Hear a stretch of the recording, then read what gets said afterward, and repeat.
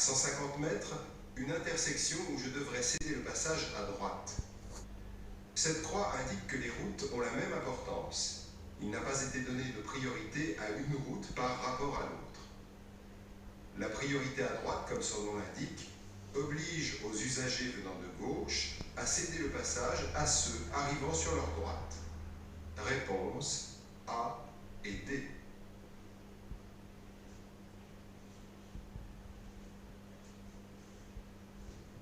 Je circule sur une route à double sens de circulation. Dans cette ligne droite, la visibilité vers l'avant est bonne. Je n'aperçois dans mon rétroviseur aucun véhicule susceptible de me dépasser.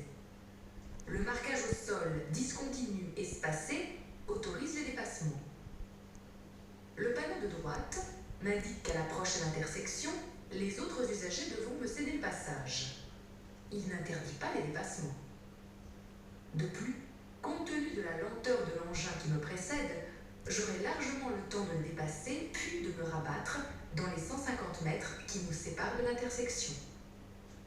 Réponse A.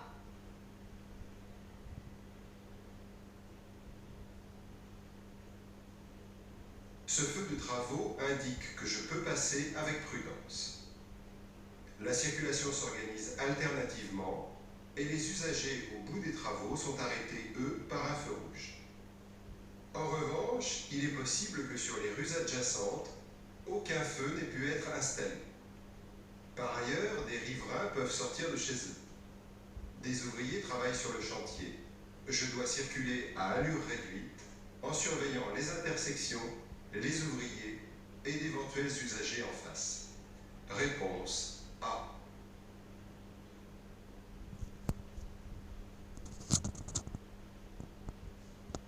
Le voyant rouge m'alerte d'un problème grave et urgent. Ici, ce problème concerne la température du liquide de refroidissement. S'il s'allume alors que je circule, cela signifie effectivement que le moteur chauffe anormalement et qu'il est préférable de s'arrêter immédiatement. Le tunnel n'est pas équipé de bandes d'arrêt d'urgence, mais dispose, comme ici, d'emplacements d'arrêt d'urgence. C'est un cas de force majeure, l'arrêt est autorisé à cet endroit. Arrêté ainsi, je ne gênerai pas le trafic dans le tunnel et je pourrai en toute sécurité appeler les services d'exploitation. Réponse A.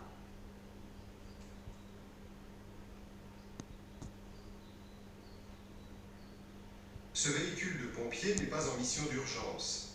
En effet, son conducteur n'actionne ni son avertisseur sonore, ni son avertisseur lumineux. Dans ce cas, c'est un véhicule normal. Il doit s'arrêter au stop et me céder le passage. Je passe. Réponse A.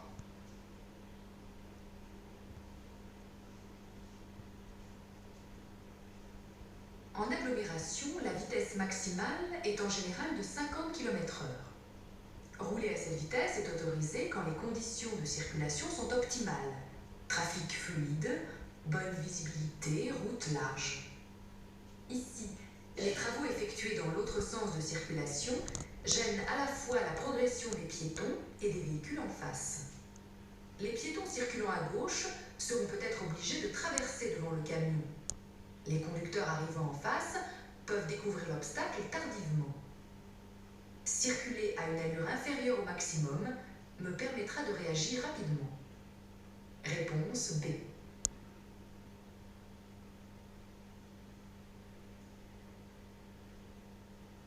En ville, je dois stationner ou m'arrêter sur la chaussée. C'est une première règle, mais ensuite je dois vérifier que je ne gênerai personne. Ici, si je me place dans cette voie, j'obligerai les usagers qui veulent aller tout droit à franchir un pointillé serré et à passer dans une voie spécialisée pour tourner à gauche.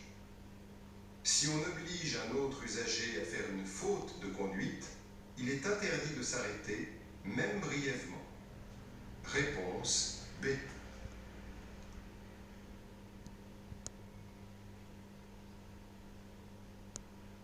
Avec une très forte pluie comme ici, la visibilité est fortement diminuée.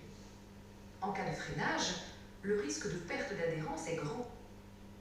Plusieurs véhicules se suivent d'assez près. Un freinage tardif d'un conducteur peut entraîner un risque de collision en chaîne. Ces deux risques s'aggravent lorsque les vitesses pratiquées par les conducteurs sont trop élevées et les intervalles de sécurité non respectés. En fait, tout repose sur le comportement du conducteur. Je peux décider de continuer dans ces conditions. Pour limiter les risques, j'augmente les intervalles de sécurité et j'adapte mon allure. Cela me permet d'avoir le temps et l'espace pour réagir. Mais je peux aussi choisir de m'arrêter lorsque j'estime que continuer à rouler est trop risqué. Pour cela, je le fais en bonne intelligence. Je ne m'arrête pas sur la bande d'arrêt d'urgence, mais je profite plutôt d'une aire de repos pour m'arrêter. Réponse A, B et D.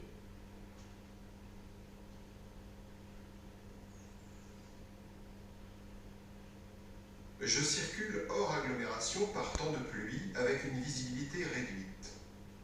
De jour, le principal besoin est que les autres usagers me perçoivent correctement. Je dois circuler avec les feux de croisement. Ce sont les seuls feux obligatoires qui sont assez puissants pour être vus de loin, sans être éblouissants. Dans ces circonstances, les feux de route sont interdits. Leur puissance représenterait une gêne pour les usagers qui arrivent en face. Réponse C.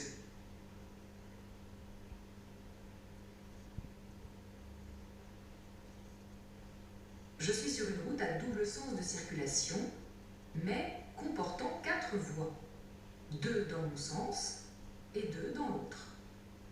Seule une ligne continue sépare les deux sens de circulation. Ce type de route est de plus en plus rare parce qu'il n'offre pas une grande sécurité pour les usagers. Dans cette situation, la ligne discontinue autorise les dépassements. Je reste très vigilant quant aux véhicules qui pourraient arriver en face. Réponse B et C.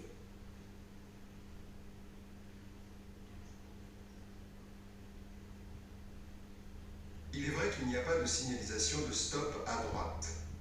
Je dois, en premier, savoir d'où débouche la voiture. La grille de chaque côté me fait comprendre qu'elle sort d'un endroit privé. C'est d'ailleurs pour cela que le marquage n'est pas un marquage d'intersection. Je ralentis, mais je n'ai pas à lui céder le passage. Réponse B.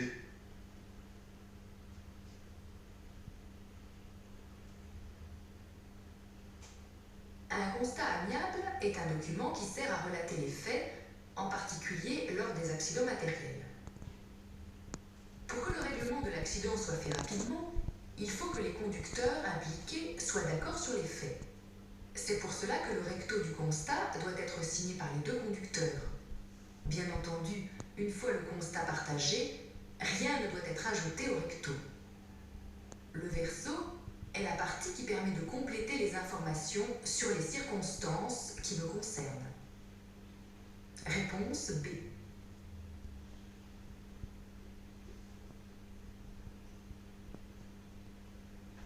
La signalisation m'indique que j'arrive à un stop où je devrais m'arrêter pour céder le passage. Avant d'arriver au stop, j'aperçois un piéton qui a commencé à traverser la chaussée en continuant dans l'alignement de son trottoir. Il n'y a pas de passage réservé, ce piéton est donc prioritaire. Je m'arrête avant la ligne blanche pour le piéton, puis à la ligne pour le stop. Réponse A et C.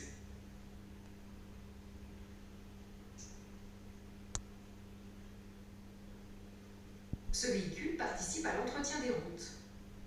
Il peut avoir besoin de s'arrêter en divers endroits pour effectuer diverses missions.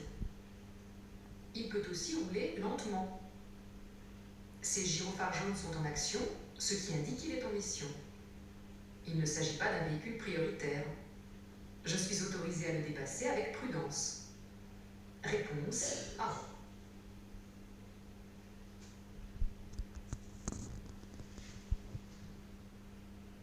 Pour dépasser un usager qui risque de faire des écarts sur la route, piétons, deux roues ou animaux, le code impose de laisser un écart minimum.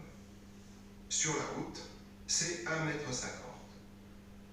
Cet espace est un minimum et il est préférable de laisser une distance supérieure en fonction de la vitesse à laquelle je circule et des risques d'écart de l'usager dépassé. Ici, il n'est pas question de se retrouver à 3 de front. J'attends pour dépasser le piéton. Réponse C.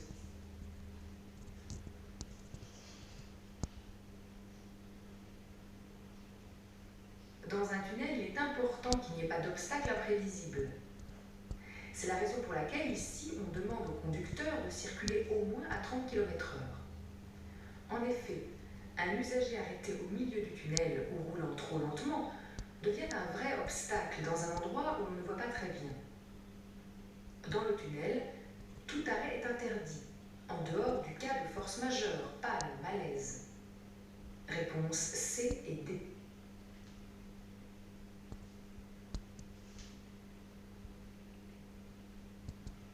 Ce panneau indique que je circule sur une route qui possède un caractère prioritaire.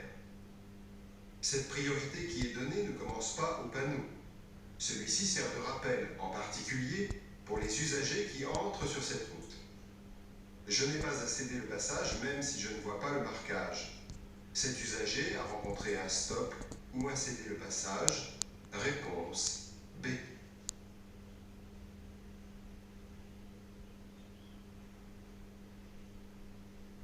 Ce panneau bleu indique seulement, sur cette chaussée, que 2 voies sont désormais affectées à mon sens de circulation. L'absence de bande d'arrêt d'urgence le long de l'accotement lève tout doute. Nous ne sommes pas sur une autoroute. En revanche, l'affectation de ces 2 voies à mon sens de circulation offre un créneau de dépassement et ce, dès à présent. Réponse B et C.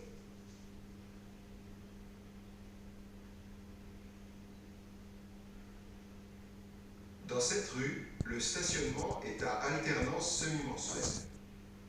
Ce panneau rappelle les interdictions. Il est interdit de stationner du 1er au 15 du côté de ce panneau. Nous sommes le 25. Je peux me placer de ce côté. C'est bien de savoir la règle quand il n'y a personne de stationner dans la rue.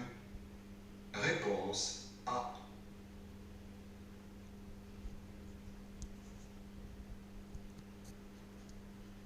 Hors agglomération, les limites de vitesse sont abaissées quand il y a des intempéries. Par temps de pluie, la vitesse est abaissée de 20 km/h sur autoroute et de 10 km/h sur les autres routes. Sur autoroute, on passe de 130 km/h par temps sec à 110 km/h par temps de pluie. Et c'est un maximum. Quand il pleut très fort ou si le vent est violent, il est prudent de circuler encore plus doucement. Réponse C.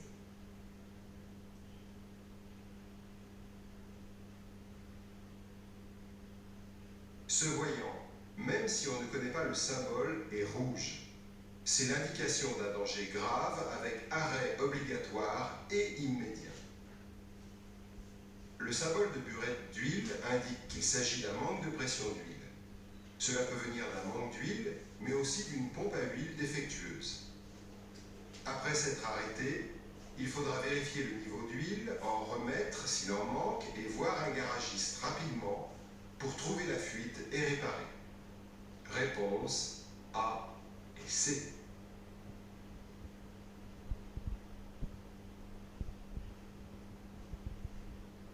La mise en place de cette signalisation est liée au passage pour piétons que l'on va rencontrer à 50 mètres environ.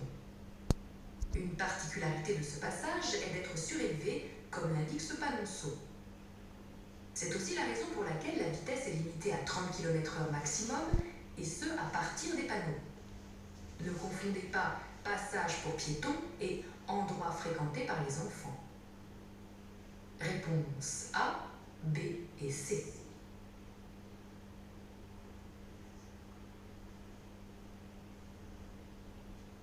La rue dans laquelle je circule va se rétrécir. Ce panneau interdit l'accès aux véhicules dont la largeur dépasse 2,40 m.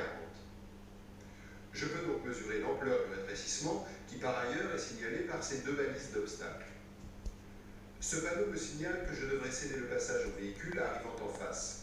Ici, personne ne vient. Cela signifie que la voie est libre. Mais est-ce que je peux pour autant dépasser ce cycliste ? Si j'entreprends maintenant le dépassement, je risque de ne pas pouvoir me rabattre sans le gêner. J'attends de meilleures conditions pour effectuer la manœuvre. Réponse B.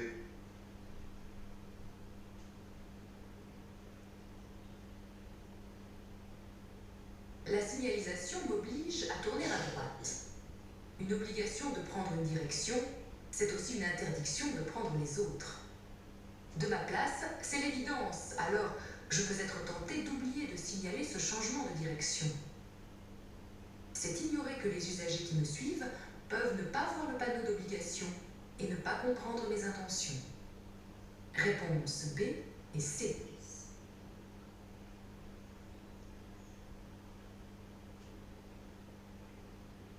Dans la rue en face, la signalisation interdit l'accès pour les véhicules destinés au transport de marchandises.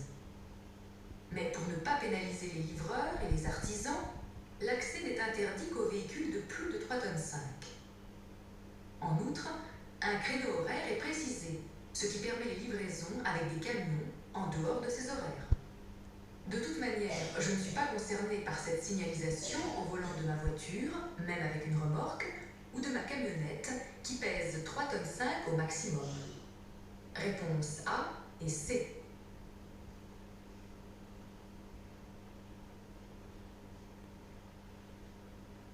J'arrive à céder le passage. Même si le marquage est effacé ou absent, je dois céder le passage aux usagers de la route prioritaire. Je laisse passer la voiture jaune, bien sûr. Mais je dois aussi regarder à droite, car des usagers pourraient dépasser quand il n'y aura plus personne à gauche. Réponse A et C.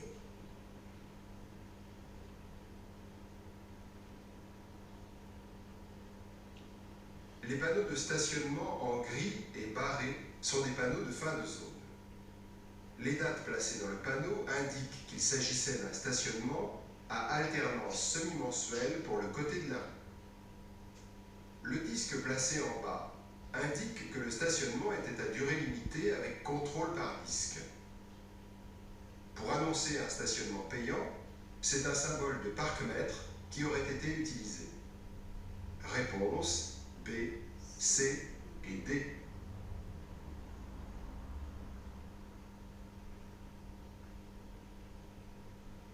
Faire 2 km en ville est un trajet d'une distance courante. Plusieurs possibilités s'offrent à l'usager selon le niveau des transports en commun.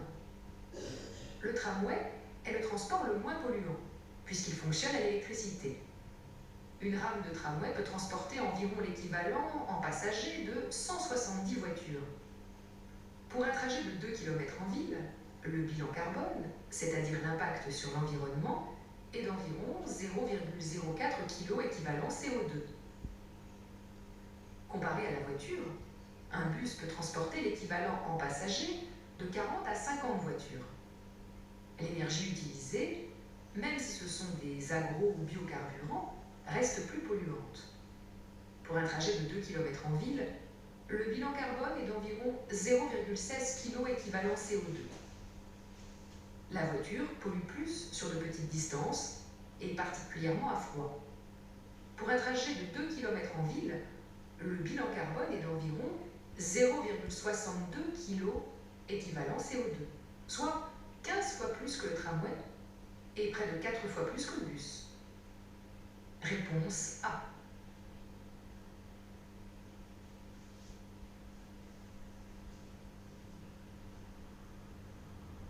Le marquage discontinu au sol et la bonne visibilité vers l'avant nous autorisent à dépasser. Mais nous circulons actuellement dans une zone où la vitesse est limitée à 30 km/h et le cycliste roule justement à cette allure. Nous devons donc atteindre la fin de la zone pour entamer son dépassement sans dépasser les 50 km/h, bien sûr. Réponse B.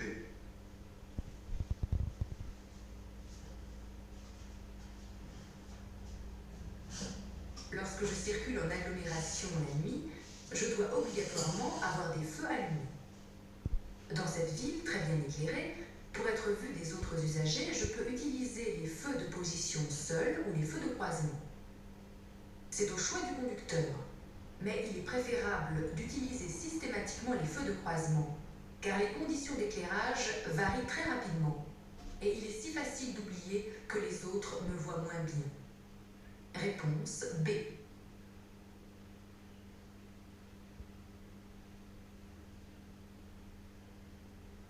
Ce panneau indique un arrêt de bus ou de car. Il me concerne peu pour circuler.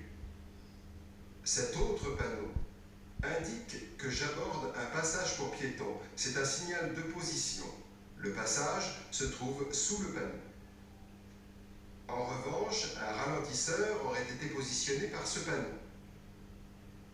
Enfin, il ne faut pas confondre cette obligation de contourner l'obstacle par la droite avec une obligation de tourner à droite.